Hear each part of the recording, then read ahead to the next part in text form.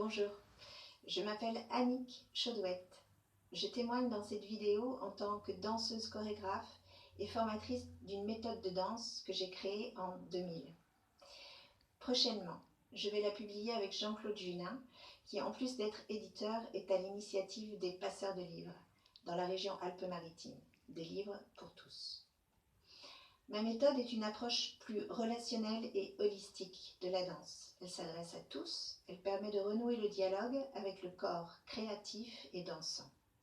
Je suis donc créatrice, puisque j'ai créé cette méthode et que de fait, je permets à d'autres de créer avec leur corps. Cela porte des fruits fabuleux. La création et l'art-thérapie sont une source infinie de vie. J'aimerais partager avec vous certaines expériences inoubliables.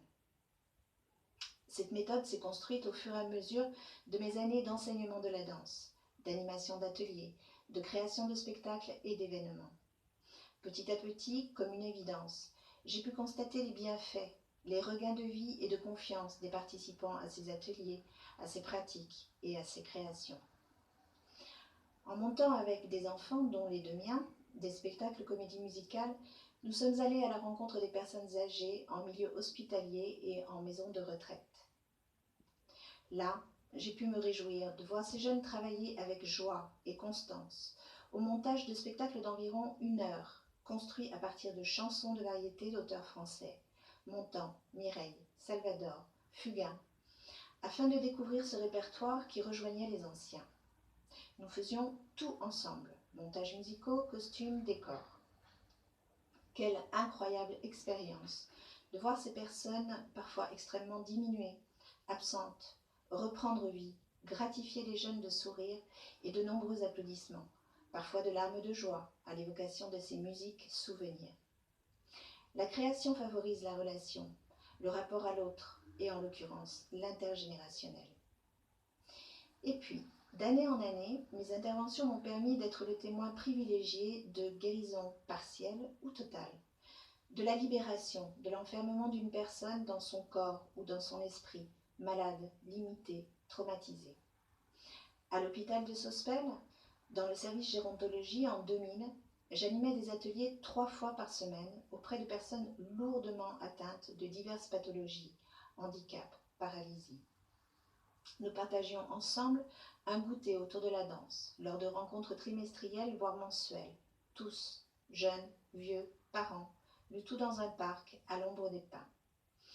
Avec les soignants et les aidants, nous avons pu constater des rétablissements, des améliorations.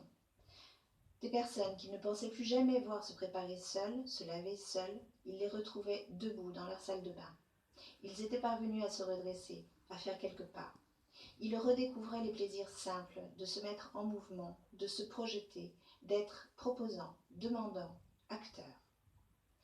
Il y a même eu ce jour où, au beau milieu d'un de mes ateliers, une des participantes, paralysée du côté gauche depuis plusieurs années, et convaincue de ne plus jamais pouvoir bouger son bras, ni de ne jamais pouvoir se relever, se surprit elle-même. Elle nous surprit tous. Une quinzaine de participants et moi. La voilà, se retrouvant avec ses 2 bras levés, presque au même niveau. De là, elle ne fit que progresser, séance après séance, jusqu'à parvenir quelque temps plus tard à faire le passage de son fauteuil à son lit, seule, sans l'aide du kiné, qui en fut, comme nous tous, ému et soufflé. Que d'amour, que de joie, que de tendresse par la danse, l'expression dansée, la rencontre en danse.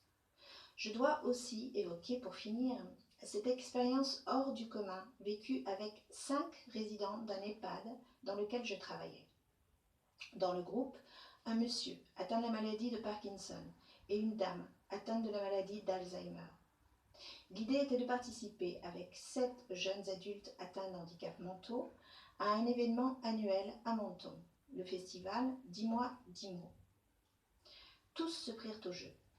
Une résidente, à partir des 10 mots proposés dans toute la francophonie, créa un texte qui s'enracinait dans sa propre histoire, la vie d'une couturière dans son atelier avec ses collègues.